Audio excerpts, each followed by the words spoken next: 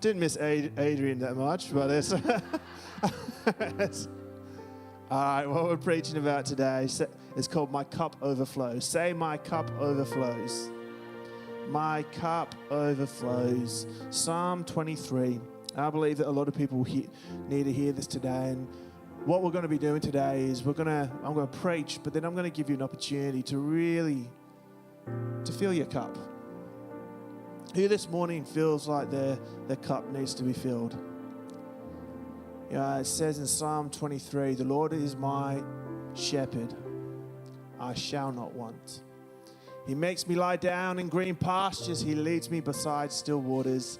He restores my soul. He leads me in paths of righteousness for his name's sake. Even though I walk through the valley of the shadow of death, I will fear no evil, for you are with me. Your rod and your staff, they comfort me. You prepare a table before me in the presence of my enemies. You anoint my head with oil. My cup overflows. Surely, say surely, surely, goodness and mercy shall follow me all the days of my life, and I shall dwell in the house of the Lord forever. Father, Lord, we just pray that the reality of these words just impact us today. Wherever we're at, whatever we're struggling with, hardship, finances, future, health, Lord, you are our shepherd.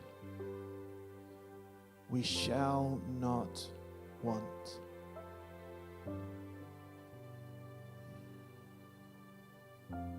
Just take a moment. Just think to yourself, God, you are my shepherd. What does that mean? You are my shepherd, and I shall not want.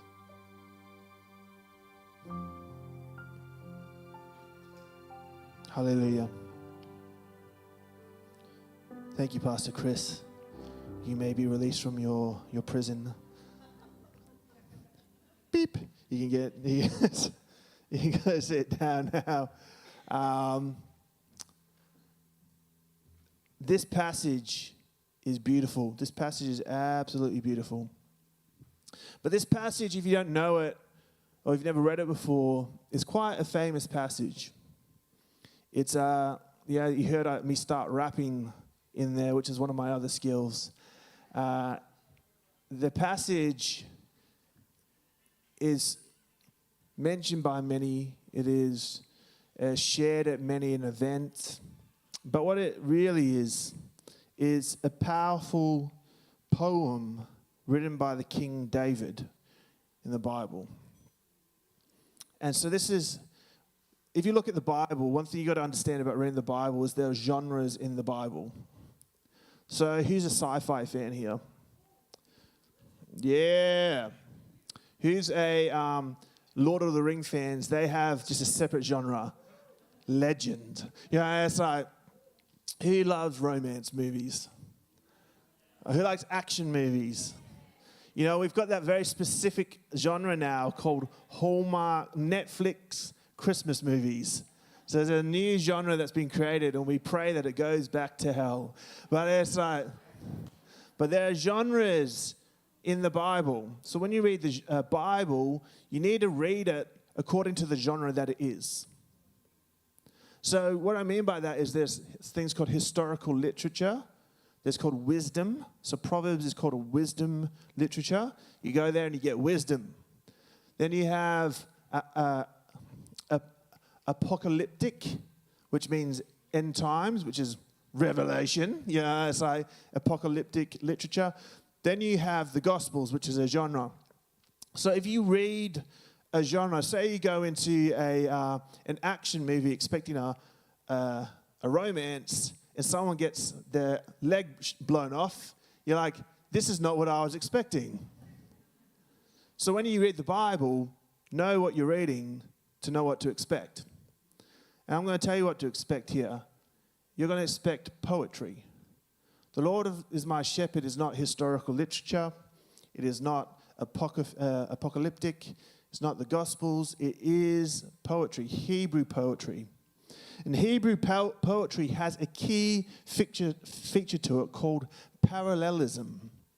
Say parallelism. Say it 10 times fast. Parallelism, parallelism, parallelism, parallelism. Eduardo. No, my ESL brother. Unlike Western poetry, Hebrew poetry doesn't rely on rhyme or cadence. The cat in the hat was fat, held a bat, wore a cap. Fin. It's like the fish ate the dish, and he wished. Yeah. I couldn't those rapping skills, even though I walked through the valley of the shadow of death. No, it's like, so parallelism. It doesn't depend upon rhyme or cadence. Hebrew poetry, because we think, all right, this is poetry, so it has to go the way that I want it to go. Instead, what it has is uses pairs of lines that seem to be parallel to each other. At first glance, it might seem like simple repetition. You say, the Lord is my shepherd, therefore I shall not want. It's like, the thing about this is that it's not built upon rhyme or cadence, it's built upon parallelism. And it's not about repeating the same thing, but it's actually about building upon it. So let me say that again. Each line that you read within the poem is not about justifying the line before or giving an answer. It's about building the poem to a penultimate place. So when you read the end of the poem, it should be a crescendo as opposed to a surely. And this is the hard thing about Psalm 23. Is we love it being this nice, that's the Lord of the Rings theme. But it's like the Hobbit. But it's like, we love the fact that it's like, all right, the Lord is my shepherd. I shall not want. He maketh me lie down in green pastures. Well, actually, it's supposed to build upon it. And that doesn't particularly feel like it's building upon it. It feels like it's kind of just been like, it's very plateaued, very, It's nice, but it's supposed to be dynamic. James Kugel explains this. He says, rather than saying the same thing twice or repeating or cadence or rhyme, the second line is supposed to expand, intensify, or complete the first line. It's called couplets. And if you don't have to remember this all, I just want to get this across to you. So how does the second line deepen the meaning of the first? It's not repetition, it's movement. This is literature movement. So what we're trying to do is get from this place where it says, and this is the first thing you have to sit on with Psalm 23. The Lord is my shepherd. The end. But hold up, Hebrew poetry, the Lord is my shepherd. Let me build on that. I shall not want. And it builds upon it and intensifies it and it stretches and expands the meaning. James Kugel calls it the what's more. Do you know that whole idea of like, my car, it has aircon. And what's more, it has Bluetooth. And what's more, this one has working doors. And what's more, it can go to 0 to 100 in 2 minutes. And what's more, it's red. So it's fast. And what's more, the aircon actually works. What's more, he's adding to it. He's intensifying it. He's making it more than just this. He's going, no, this is dynamic. I want you to hear this. I want you to hear this. This poem, the way it's written, we read it wrong. It's the further up and further in principle. This is what C.S. Lewis calls it. It has a dynamic quality that builds momentum as it is read. And each line supports and expands the last, and the whole psalm moves forward with purpose. So let's read the final line. Surely goodness and mercy shall follow me all the days of my life, and I shall dwell in the house of the Lord forever. That's so much nicer than, surely goodness and mercy shall follow me the days of my life. And I shall dwell in the... Oh, that's so nice, that's so nice. It's dynamic. It's dynamic. We begin, like I said, with the line, the Lord is my shepherd. Do you know what David's trying to get across? David's trying to get across to you that the Lord is his shepherd.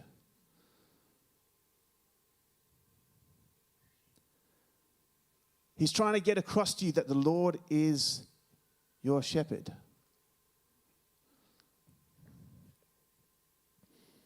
By the time we reach verse 6, we should be crescendoing. Surely. Why? Because did you see what he said before? Surely. Did you see what was said before? Surely. This poem is beautiful, but it's far from gentle. Hear me out. It's dynamic. It is a call to wake our souls. But I want to pause at verse 5 here that says, you prepare a table before me in the presence of my enemies. You anoint my head with oil. My cup overflows. Structurally, if you see this, and if you care about it, the first one, this is called a triplet. Couplets is, the Lord is my shepherd, I shall not want. 2, this is more of a triplet. So in this one passage you have, you prepare a table before me in the presence of my enemies. Done. Then, while I'm at the table in front of my enemies that you've prepared, you anoint my head with oil. Done. Then, once that's all happened, my cup overflows. Done. And it's added to it. It's added to it. So we're going to this part. My cup overflows, yeah? Spurgeon. Who likes Spurgeon in this house today? Spurgeon. He's a theologian who has an answer for everything, or an insight. Hear this. When a soldier is in the presence of his enemies, if he eats at all, he snatches a hasty meal, and away he hastens to the fight. But observe, thou preparest a table, just as a servant does when she unfolds the damask cloth and displays the ornaments of the feast on an ordinary peaceful occasion. Nothing is hurried. There is no confusion, no disturbance. The enemy is at the door, and yet God prepares a table. And the Christian sits down and eats as if everything were in perfect peace.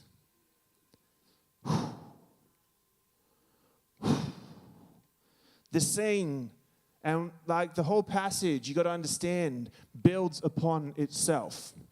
So what comes just before this? Well, the shadow of the valley of death. The valley of the shadow of death, sorry. Right in front of this, right in front of death, evil, and enemies, God sets a table. Not rushed, not panicked, unfazed. Think about that. You know, we struggle, we get stressed when someone behind us at Aldi is getting their food coming through. But, oh my gosh, get it in, get it in. It's like a life depends on it. Just slow down, please. We panic in the face of death, a.k.a. Audi. And we're stressing, we're freaking out. I'd love to see God in the Audi line.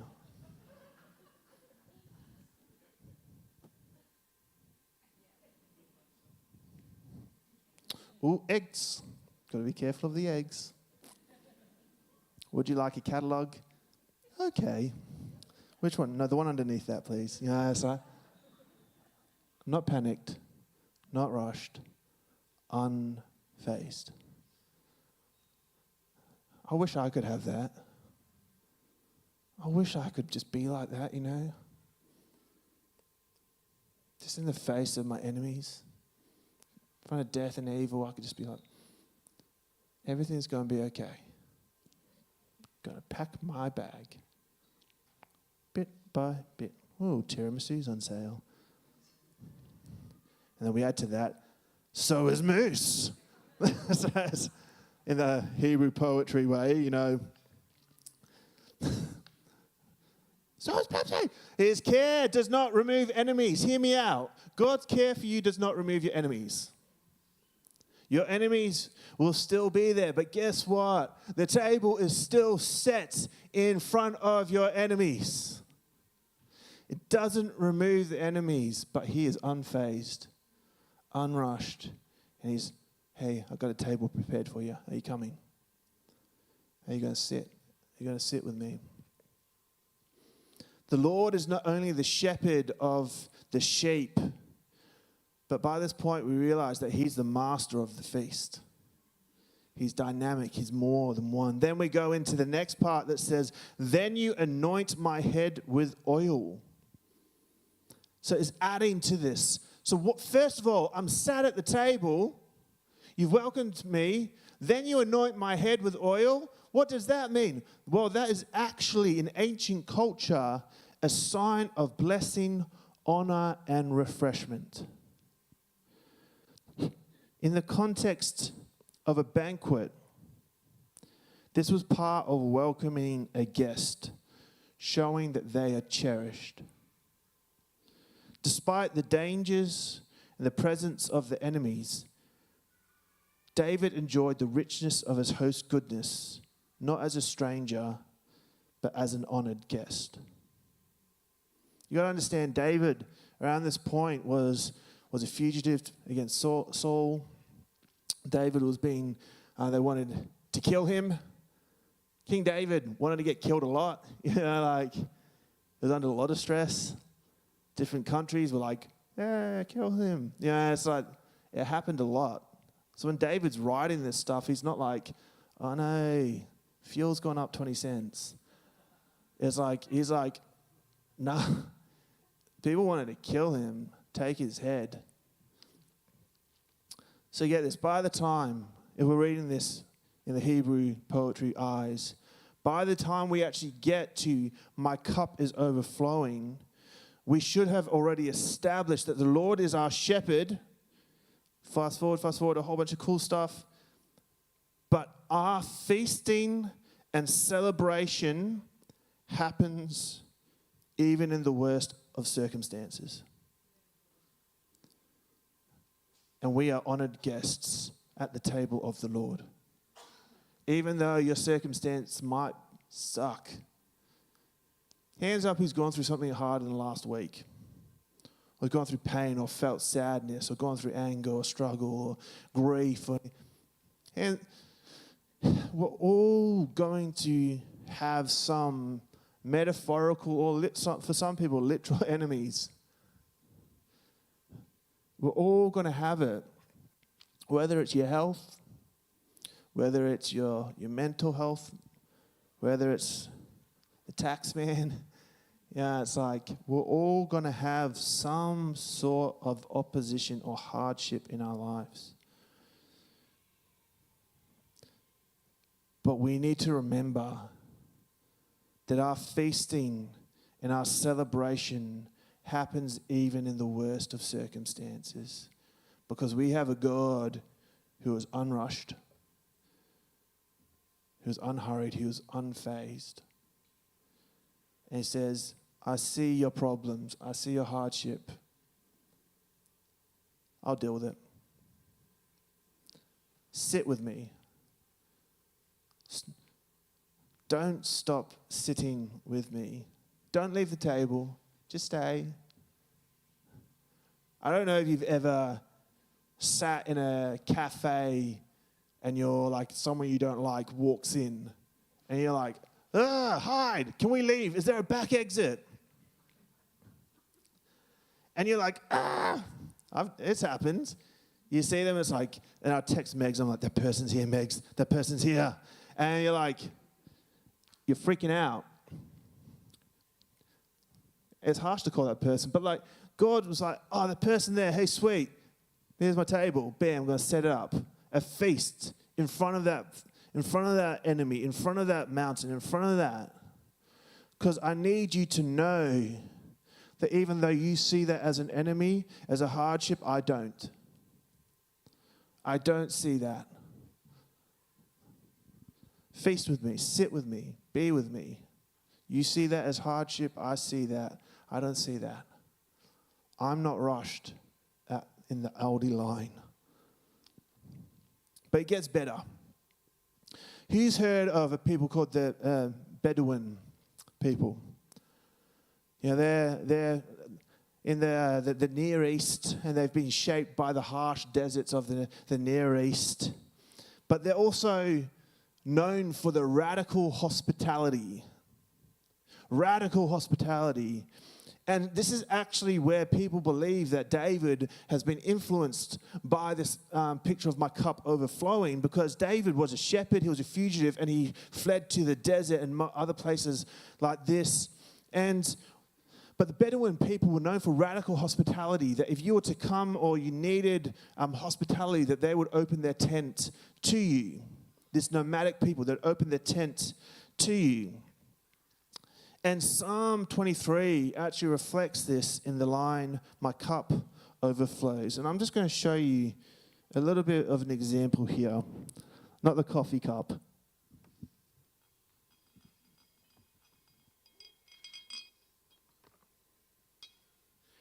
In the desert, there's no coffee.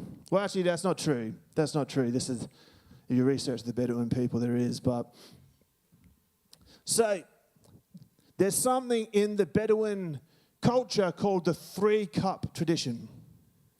The 3-cup tradition. If you entered a Bedouin tent, if you are then offered water, who thinks water in the desert is a precious commodity? So if you're offered a drink, and we do that. If someone comes to our house, it's like, can we get you a drink? Yeah, and we're just like, please don't ask for the good stuff. Please don't, I want to drink that later. And then it's like, and then they drink, they're like, I'll have water. And you're like, yes. Or if you really love them, you make them a cup of tea. Cheeky cup of tea. Can I get, Justin, come on up here. Do you feel like drinking some water? Zeke, do you want to drink some water? Justin, come up here. So, Justin, you can come and stand over here. So, Justin, you've just come into the desert, and you've walked into my tent, and you're like, I'm thirsty. Well, Megs and I have said this before. If you come to our house, that's one of the most vulnerable things that we can do. They actually let you into our house. So we ask people, take it seriously, because we're not just letting you into our house. It's like we're opening our heart to you. We're opening our home to you. And so I would imagine the same thing goes for a tent. Like you come in, well, welcome into the house. Welcome into my tent. So what I'm going to do, I'm going to show you a deep gesture of hospitality, and I'm going to give you some water. Please drink. Drink 3 cups of water, my man. The Lord is your shepherd. Let's go. Let's go. All right. Done. So, if he has drunk that first cup of water, if I do not offer him another cup of water, it means that, all right, your stay is over, you can go. But I'm going to offer him another cup of water. But this is Bedouin tradition, hospitality. So it's Bedouin. So it's, all right, he's had one. Don't particularly want you to stay a bit longer, but I've shown you honor and hospitality, which is a beautiful thing, particularly in the desert, to offer someone else water. Then we have the second cup. If I then fill your second cup, Justin, yeah, I don't know. I slipped. Yeah. How's your water? Skull. I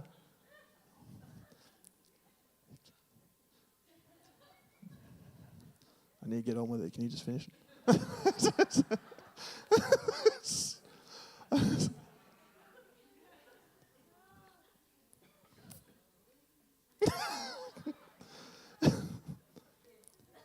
So if he finishes his cup, well done, Justin. He's going to run to the dunny afterwards.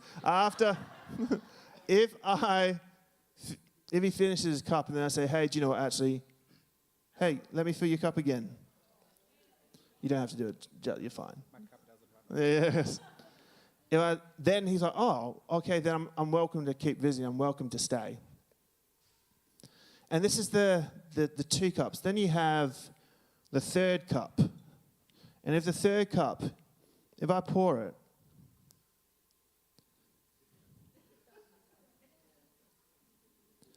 and I keep pouring and it overflows and it overflows. It overflows and it flows down the side, off the table, into the sand of the desert. Basically, what I've said is that you are valuable to me. You are family to me. I want you to stay. The third cup, people believe this is what David's referring to. The cup overflows. He's tapping into this Bedouin tradition that says that not only do I value you and I want you to keep staying, actually you are now a family to me and you can stay. I want you to stay. Thank you, Justin. You can sit down.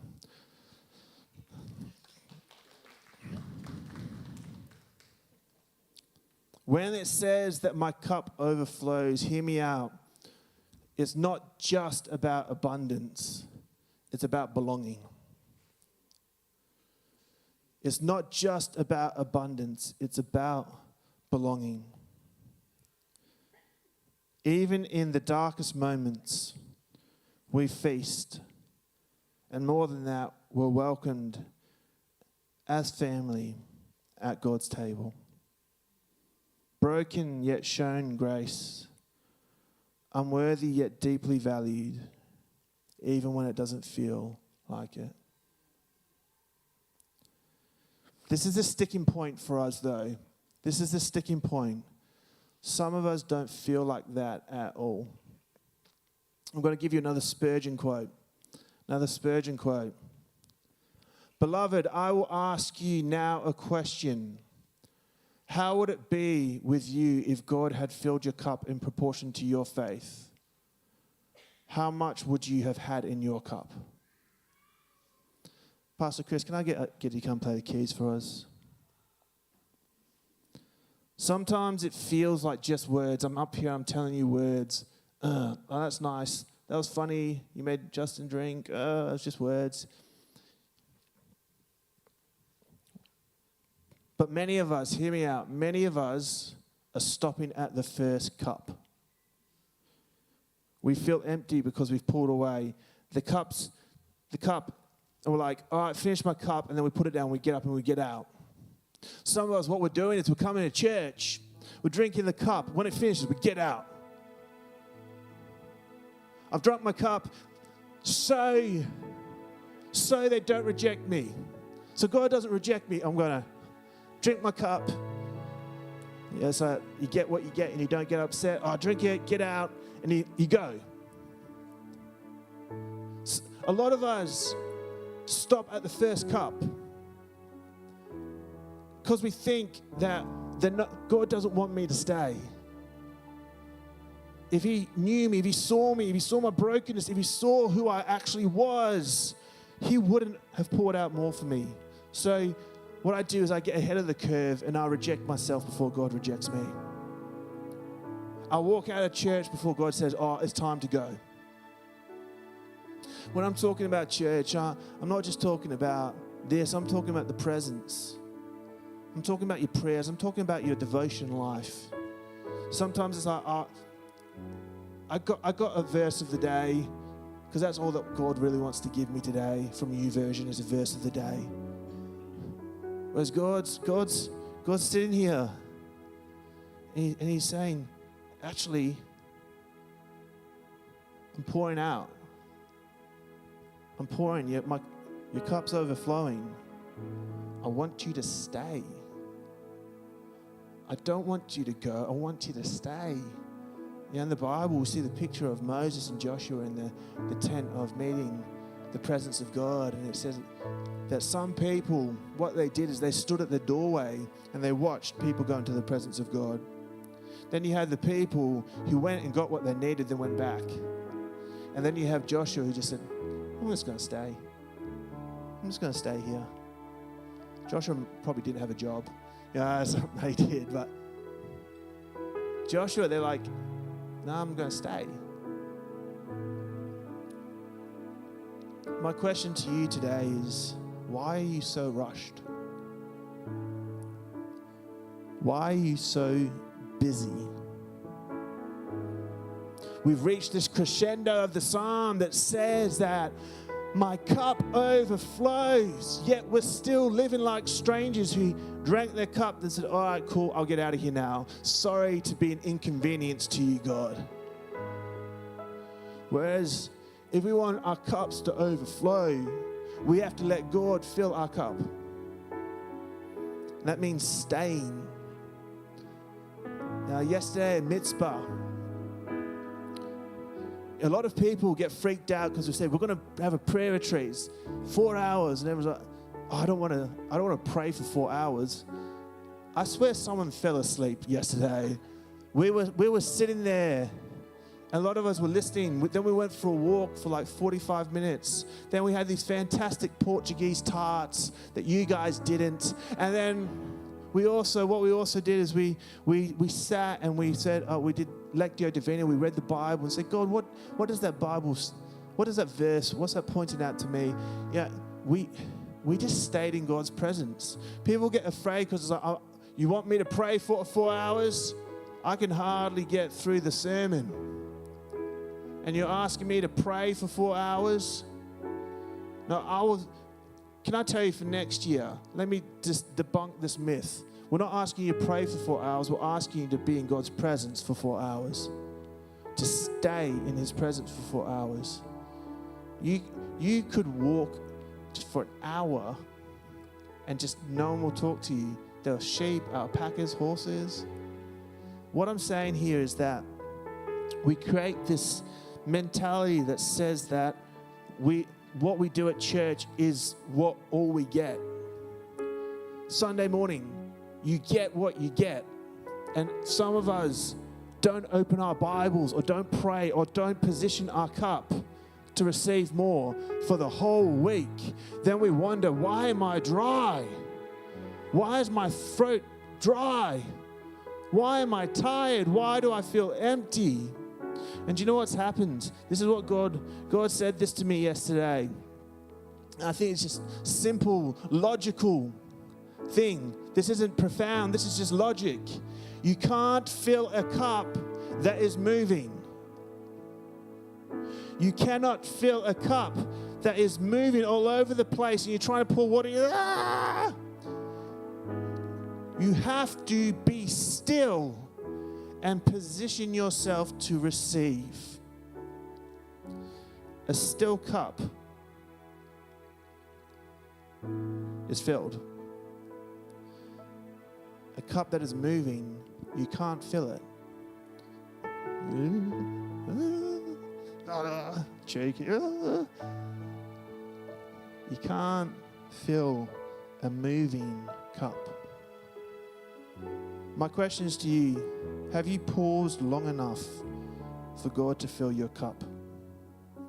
Because maybe you feel like an outsider at the table of God because you live like one. You're stuck on the first cup. Thank you for your hospitality. I will go now. I don't want to be an inconvenience to you. But God said, hey, can I tell you how little of an inconvenience you are to me? I died on the cross for you, so you would stay and receive the third cup, the overflowing cup. We're going to position ourselves now. If you want to overflow, be still. Be present. Position yourself before Him.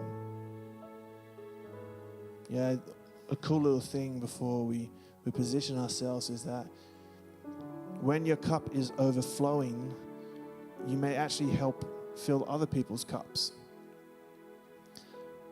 A theologian with the last name Trapp says that those that have this happiness must carry their cup upright, that when it overflows, flows into other people's. Tricky physics. You get what I'm saying? When it overflows, position yourself around those so that your overflowing cup might go into the empty vessel. Let's close our eyes. We can bring the lights down just a little bit in this house, in this auditorium.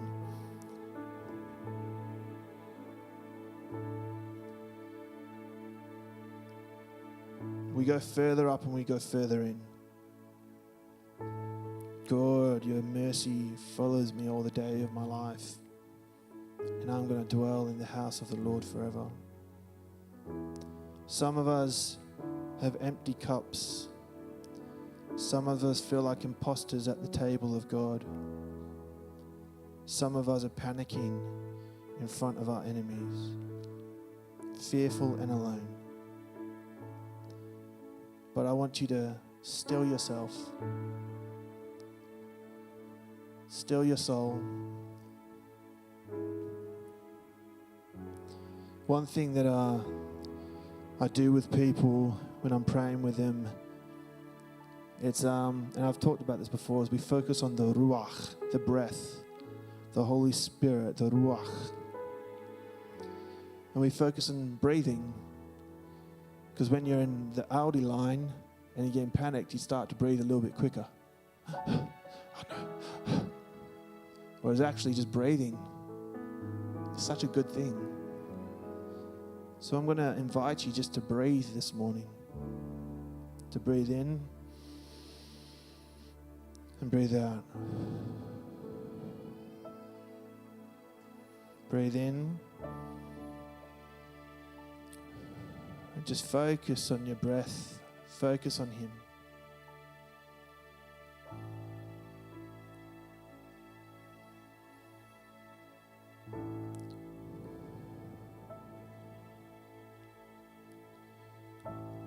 Lord, we position ourselves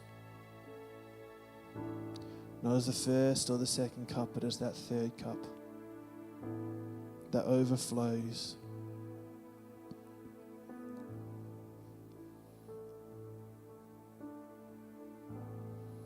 Fill us, Lord.